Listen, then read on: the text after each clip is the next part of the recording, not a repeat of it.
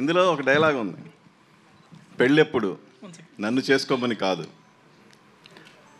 అమల గారి డైలాగ్ ఇది, గుర్తులేదు.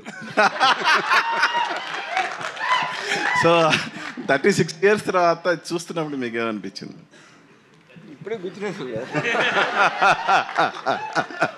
No very nostalgic.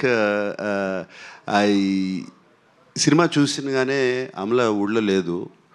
She was actually out of the country. I simply put a message, couldn't take my eyes off you. And అలాగే sir, మొన్న big బాస్లో మీ ఇద్దరు కలిసి డాన్స్ చేశారు కదా, big boss. yes yeah. So మళ్ళా ఆ సినిమా తాలూకు ఏమన్నా మెమరీస్?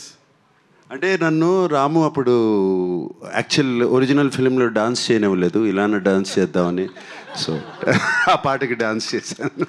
Fantastic memories. సినిమా చూస్తున్నంతసేపు let's not just talk about both Amala and myself, but memories of Keys high school, memories of so many.